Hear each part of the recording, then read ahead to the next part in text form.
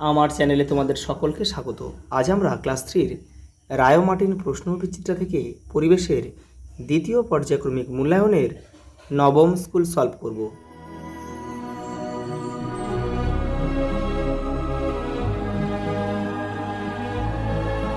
দেখো প্রথম প্রশ্ন, কি বুনে পাটি তৈরি হয়? পাট, এটা হবে খেজুর, খেজুর পাতা।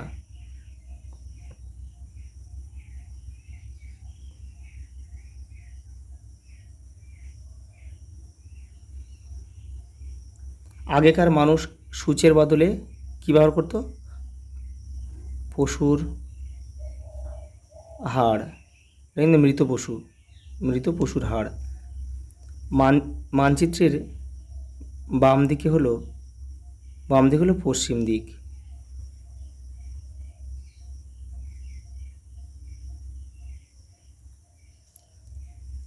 এই দেখে নাও একটু, এটা হচ্ছে উত্তর দিক, এটা পূর্ব দিক, ডান দিকটা পূর্ব দিক, বাম দিকটা হচ্ছে পশ্চিম দিক, আর নিচের দিকটা হচ্ছে দক্ষিণ দিক। দেখো, খেলোয়াড়দের পোশাকে জার্সি বলে। বর্ষাকালে সিনথেটিক পোশাক বেশি পরা হয়। ড্যাশ হলো গাছের আঁশ, পাট। পরে দেখো, পূর্ণ বাক্যে উত্তর লেখো। বর্ষাকালে আমরা কি ব্যবহার করি? রেনকোট।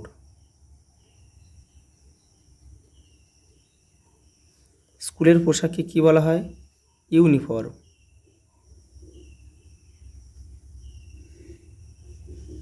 সিনথেটিক উল কি নামে পরিচিত? ক্যাশমিলান।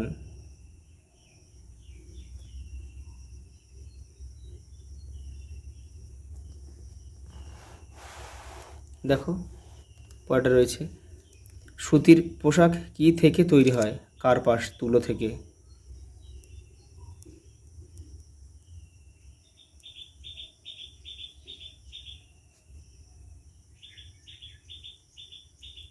পশ্চিমবঙ্গের উত্তর দিকে দুটি জেলার নাম লেখো।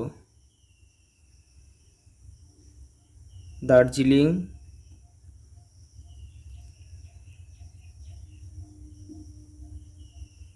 কালিম্পং।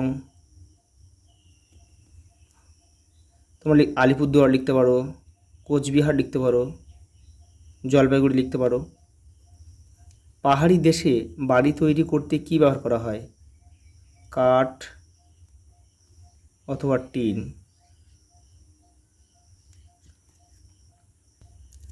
দেখো পরেরটা, সত্য অথবা মিথ্যা লেখো। রাজ্য পুলিশের পোশাকের রং সাদা, এটা কিন্তু ভুল হবে।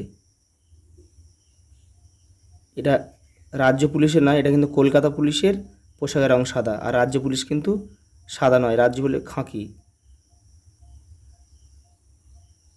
খাকি রঙের পোশাক।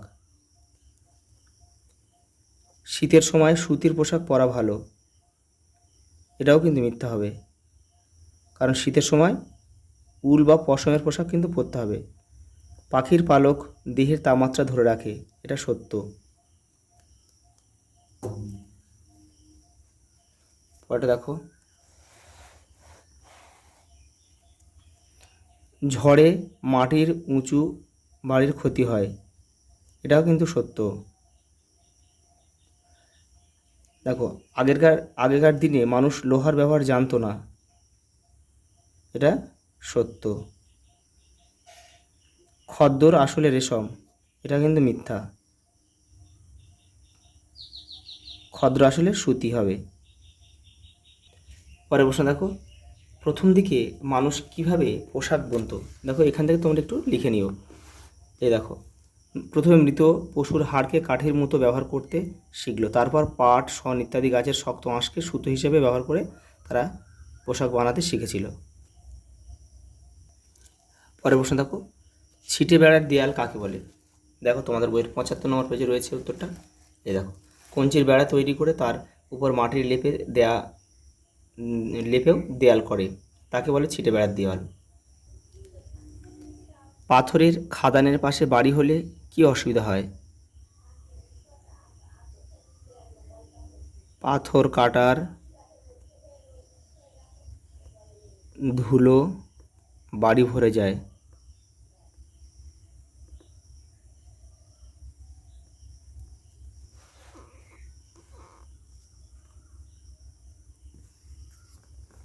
পরের প্রশ্ন দেখো, শীতকালে পাখিরা ঠান্ডা থেকে কিভাবে রক্ষা পায়?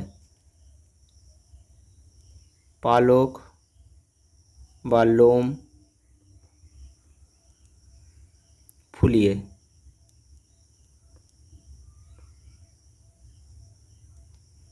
যারা কাপড়ের কারখানায় কাজ করে তাদের শ্বাসকষ্ট হয় কেন? কারণ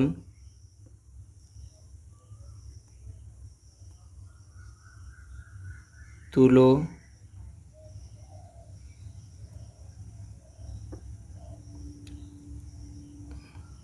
নাকে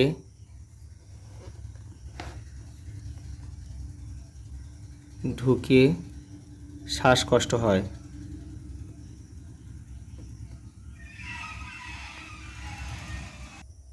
পরের প্রশ্ন দেখো, ভূমিকম্প প্রবণ এলাকায় কাঠের বাড়ি তৈরি করা হয় কেন? দেখো 85 নম্বর পেজে রয়েছে উত্তরটা। এই যে দেখো, ভূমিকম্প হলেও খুব সমস্যা, বাড়ি ফেটে যায়, ইট সিমেন্টের বাড়ি ঘর নষ্ট হয়ে যায়। যেখানে বেশি ভূমিকম্প হয় সেখানে কাঠের বাড়ি করলে কিছুটা সুবিধা। চালটা টিনের হলে ভালো, সেই কাঠ আর টিন দিয়ে আবার নতুন বাড়ি করে নেওয়া যায়। পরের প্রশ্ন দেখো, আগেকার দিনে মানুষ কেন গুহা পাহারা দিত? দেখো তোমাদের বইয়ের 88 নম্বর পেজে রয়েছে। দেখো এই দেখো, যাতে অন্য দলের মানুষরা এসে ছাগল ভেড়া নিয়ে যেতে না পারে, তাছাড়া বাঘ সিংহের ভয় ছিল। নদীর পাড়ে বাড়ি করলে কি কি ক্ষতি হতে পারে? দেখো, বন্যার সময় ক্ষতি হতে পারে, বাড়ি ঘর ভেঙে যেতে পারে। এগুলো তোমরা পূর্ণ বাক্যে লিখবে, আমি লিখে দিচ্ছি। ঝড়, প্রবল ঝড়ে কিন্তু বাড়িঘর ক্ষতি হতে পারে। নদীর পাড় ভাঙন, নদীর পাড় ভাঙনে সম্পূর্ণ বাড়িটাই কিন্তু নদীগর্ভে তলিয়ে যেতে পারে। কয়লা খনি অঞ্চলে ধস প্রতিরোধ করার জন্য কি করা হয়? দেখো, বালি দিয়ে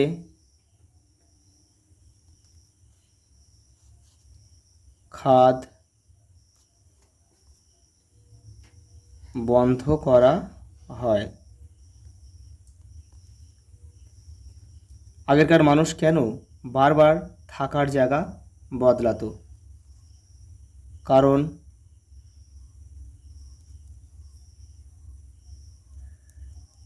কিছুদিন পর সেখানে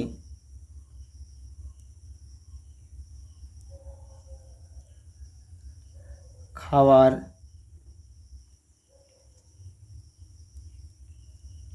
ফুরিয়ে যেত।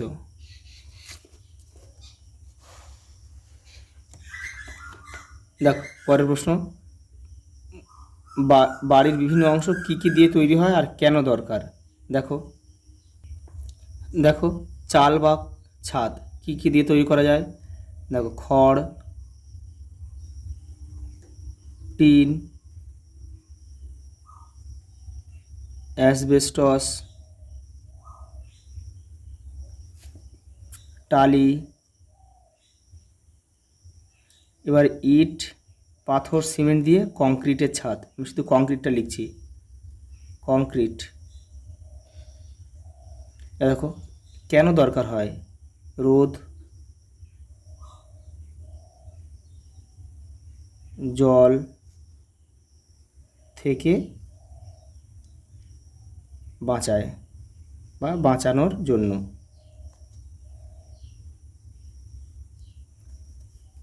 দেখো পরেরটা রয়েছে। দেখো, মেঝে কী দিয়ে তৈরি হয়? মাটি অথবা সিমেন্ট।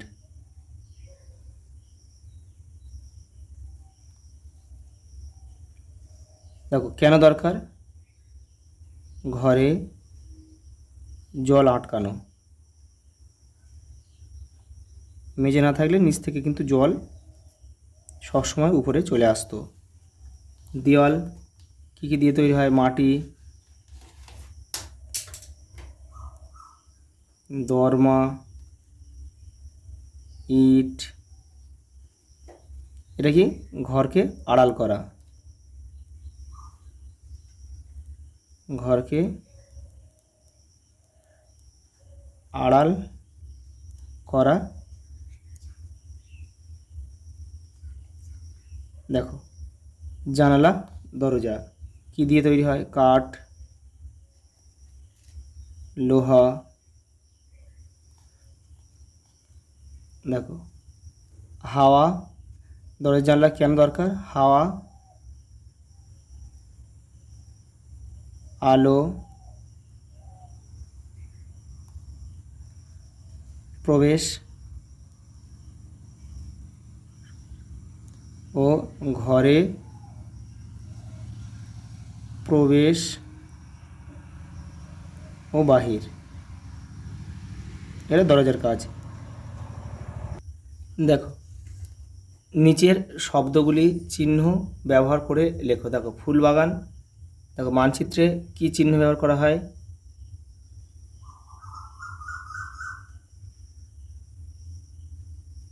পরে দেখো দরজা,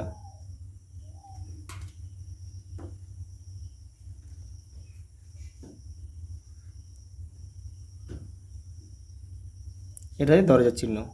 সিঁড়ি,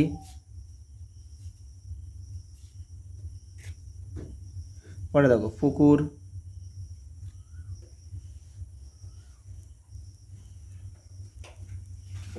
পরেরটা দেখবে, দেখো বারান্দা রয়েছে। বারান্দা হচ্ছে একটা আয়তকার ঘর, এঁকে দিলেই হয়ে যাবে। আর জানালা,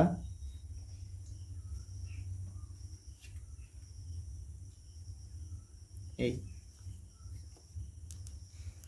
পরে দেখো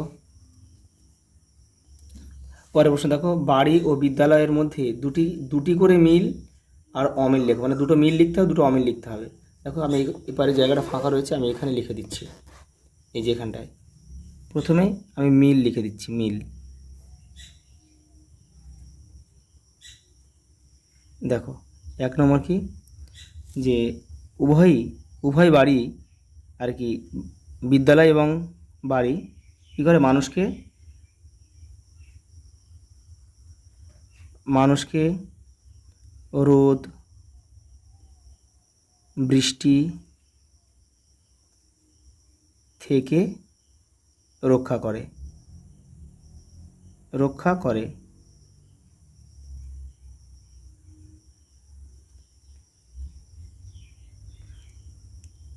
এবার দেখো আরেকটা মিল, মানে উভয় বাড়িতেই ছাদ, দেওয়াল,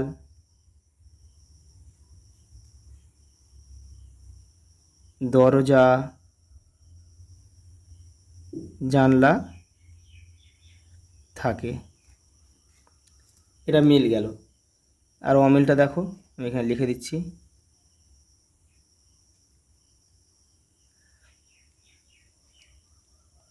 দেখো অমিল হচ্ছে, দেখো বাড়ি বসবাসের জন্য ব্যবহার হয়, আর বিদ্যালয়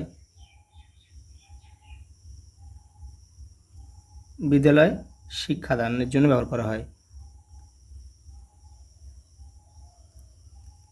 শিক্ষাদানের জন্য ব্যবহার করা হয়। দেখো আরেকটা অমিল,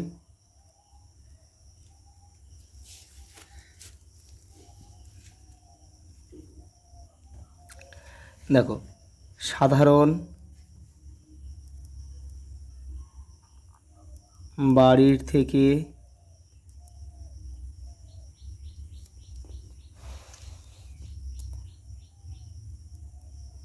বিদ্যালয় অনেক বিদ্যালয়গুলি আর কি অনেক বড় হয়।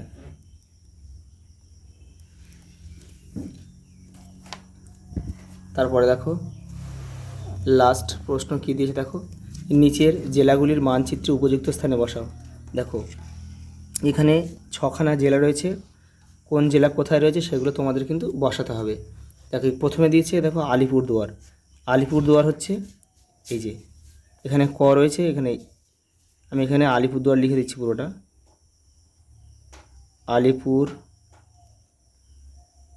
দুয়ার।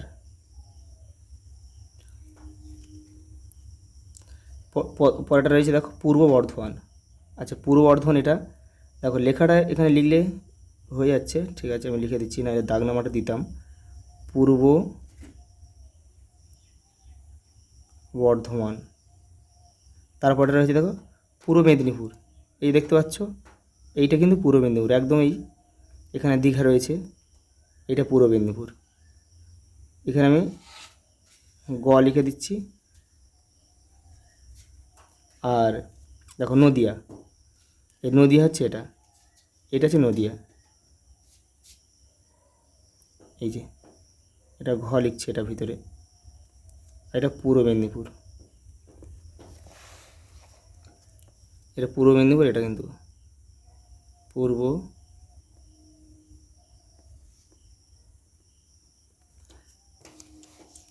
নদিয়া গেল। আর একটা কী রয়েছে উপরে, হাওড়া রয়েছে, এই যে এই যে হাওড়া, এই দেখতে পাচ্ছ এটা, এই পূর্ব বর্ধমান,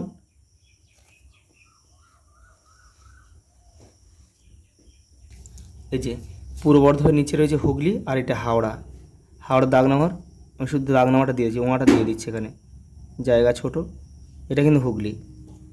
লাস্ট কী রয়েছে দেখো আছে বাঁকুড়া। বাঁকুড়া রয়েছে এই যে এই জায়গাটায়, এই যে দেখো এইটা হচ্ছে বাঁকুড়া।